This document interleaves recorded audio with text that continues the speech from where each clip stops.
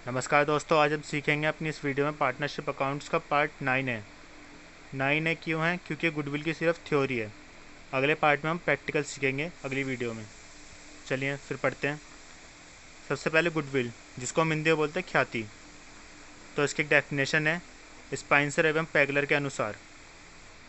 ख्याति वह तत्व है जो किसी व्यवसाय की प्रतिष्ठा, संबंधों और उस व्यवसाय को प्राप्त अन्य लाभों के कारण उत्पन्न होती है, जिसके कारण वह व्यवसाय उस व्यवसाय में लगी हुई मूर्त संपत्तियों में विनियोजित पूंजी पर सामान्य अपेक्षित लाभ से अधिक लाभ कमाता है। मतलब ख्याति एक वो चीज़ है इनके हिसाब से कि जो भी कोई संबंध है या हमारे किसी भी कंज्यूमर से रिलेशन है, तो ग्राहक बंधे हुए होते हैं। इनके हिसाब से वही चीज़ ख्याति है।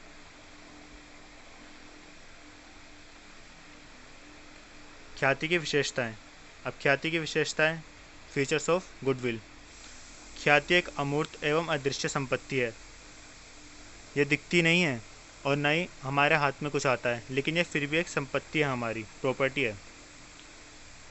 जैसे हल्दीराम है और कोई होटल है, वो छोले कुलचे दे रहा है कोई होटल वाला 50 रुपये के, और हल्दीराम वही छोले कुलचे दे रहा है 150 रुपये के। क्वालिटी दोनों की एक है, लेकिन जो वो 50 रुपये और 150 रुपये में जो 100 रुपये का फ़र्क है, वो हल्दीराम की गुडविल है। अब उसको कुछ दिखा तो है नहीं, लेकिन वो 100 रुपये उसकी गुडविल है, उसकी ख्याति की वजह से कमा रहा है वो। ख्याति एक निश्चित मूल्य होता है, जैसे 100 रुपये वो एक निश्चित मूल्य है। यह व्यवसाय लाभार्जन में सहायक होती है। अब जिसकी गुडविल अच्छी होती है तो उसके व्यवसाय में भी उसकी बढ़ोतरी होती है। ख्याति में ग्राहकों को आकर्षित करने की एक शक्ति होती है। ऑब्वियस सी बात है, इसकी तरफ गुडविल ज़्यादा अच्छी होगी इसकी, जैसे हल्दीराम की गुडविल ज़्यादा होगी तो हल्दीराम में लोग जाना पसंद करेंगे बजाय किसी XYZ रेस्टोरेंट में। अब पढ़ते हैं ख्याति के मूल्य को प्रभावित करने वाले तत्व। कौन कौन से तत्व होते हैं जो ख्याति के मूल्य को प्रभावित करते हैं? पहला होएगा वस्तु की गुणवत्ता, क्वालिटी। किसी भी चीज़ की क्वालिटी जो होगी वो अगर अच्छी होगी तो उसकी ख्याति या गुडविल भी अच्छी होगी।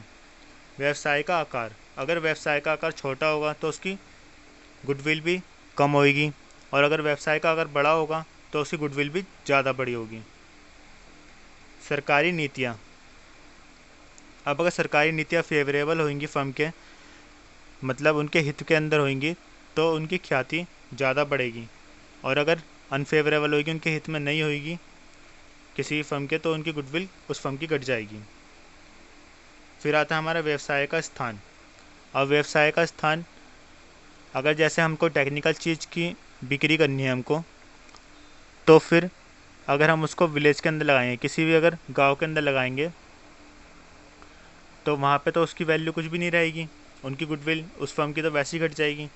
लेकिन अगर वही चीज़ हम अगर हमको IT कंपनी लगानी है और हम लगा रहे हैं नोएडा की साइड, तो फिर हमारी व्यवसाय के स्थान से हमारी गुडविल बढ़ेगी। व्यवसाय की अवधि, अब अवधि से क्या है कि कितना पुराना बिजनेस है, अगर जितना पुराना बिजनेस होगा, इतनी पुरानी फर्म होगी, उतनी अच्छी उसकी गुडविल होगी, उतनी बड़ी। बजाय किसी नए फर्म की, अगर नया नया खुला होगा तो नए पे ज़्यादा विश्वास नहीं होएगा, उसकी गुडविल कम होगी, और पुराने वाले फर्म की ज़्यादा गुडविल होगी। जोखिम, जोखिम मतलब कि रिस्क। अब जिसके अंदर जिस बिज़नेस में ज़्यादा रिस्क होएगा उसकी गुडविल कम होएगी, और जिस बिज़नेस में कम रिस्क होएगा उसकी गुडविल ज़्यादा होगी। प्रबंध कौशल, मतलब कि मैनेजमेंट कैसे हो रखा है। अगर किसी फर्म का अच्छा मैनेजमेंट हो रखा होगा तो उसकी गुडविल, ऑब्वियस सी बात है, जब अच्छा मैनेजमेंट चलेगा तो एफिशिएंट वर्कर्स होंगे, तो फिर उसकी गुडविल भी ज़्यादा होगी। अब आगे चलते हैं। आगे है ख्याति के भेद। ख्याति के दो भेद होते हैं, क्रय की गई ख्याति और दूसरी होती है स्वयं सृजित ख्याति। चलिए पढ़ते हैं। पहला पढ़ते हैं क्रय की गई ख्याति।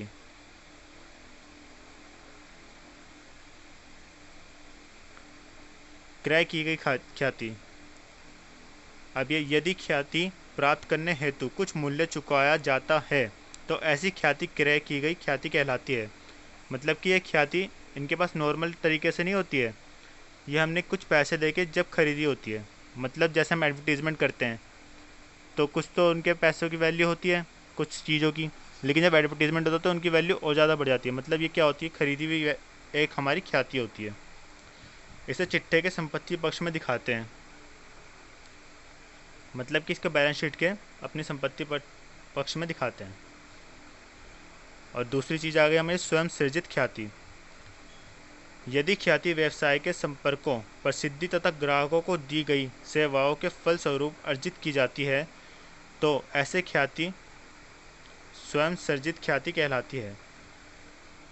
अब जैसे कोई बिजनेस चला रहा है तो अपने कस्टमर को अच्छी क्वालिटी दे रहा है, पुराना बिजनेस चला रहा है, बहुत अच्छी क्वालिटी दे रहा है, तो ग्राहक उसके पास ही आएंगे। हम बोलते हैं ना से ग्राहक बंधा हुआ है तो हमारा, तो ये तो आएगा ही आएगा। तो वो उसकी अपनी ख्याति होती है, स्वयं सृजित की गई। लेखांकन प्रमाप 26 के अनुसार इसका लेखक पुस्तकों में नहीं किया जाता, इसका लेखा नहीं करना है हमको। अब आगे चलते हैं। अब ख्याति का मूल्यांकन, वैल्यूएशन ऑफ गुडविल। कब कब करते हैं हम ख्याति का मूल्यांकन? जब फर्म में नए साझेदार के प्रवेश होने पर।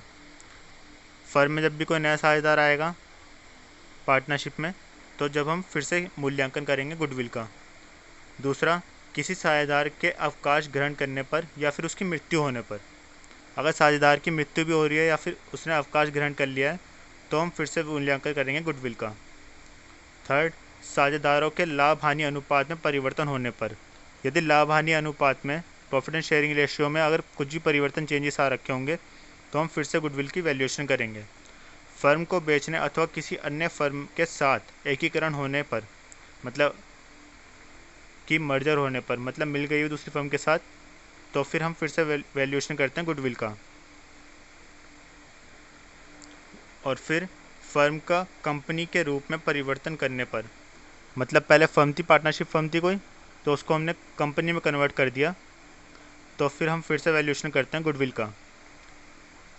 फिर आता है 6 नंबर, लाभ हानि ज्ञात करने की विधि में परिवर्तन करने पर। अब प्रॉफिट एंड लॉस तो हम किसी विधि से निकाल सकते हैं। अगर हमने फर्स्ट ईयर में एक विधि ली और दूसरी ईयर में अगली विधि चेंज करी है तो फिर से हम गुडविल का वैल्यूएशन करते हैं। अब आता है ख्याति के मूल्यांकन की विधियाँ, methods of valuation of goodwill. इससे पहले क्या था कि हमको आवश्यकता क्यों होती है गुडविल के मूल्यांकन की। अब हम उसके विधियाँ पढ़ेंगे, उसके मेथड्स पढ़ेंगे। पहला होता है मेथड, हालांकि ये हम अभी इस वीडियो में नहीं पढ़ेंगे, अगली वीडियो में पढ़ेंगे, फिर भी एक ओवरव्यू से दे देते हैं। पहला होता है औसत लाभ विधि, दूसरा होता है अधिलाभ विधि, तीसरा होता है वार्षिकी विधि, और चौथा होता है पूंजीकरण विधि, एवरेज प्रॉफिट मेथड। पहला होता है जो, इसके अंदर भी 2 मेथड होते हैं इसके, एक तो नॉर्मल होता है और एक वेटेड होता है। और सुपर प्रॉफिट मेथड का तो एक ही होता है। एन्यूटी मेथड भी एक है और कैपिटलाइजेशन मेथड भी। अब इन चारों के बारे में अलग अलग मेथड अगली वीडियो में पढ़ेंगे हमारी। और आज के लिए इतना ही, थैंक यू। बस पढ़ो और आगे बढ़ो। जय हिंद। वीडियो अगर अच्छी लगी हो तो लाइक शेयर कमेंट ज़रूर करना और अपने सजेशंस फीडबैक कमेंट बॉक्स में ज़रूर देना। Thank you.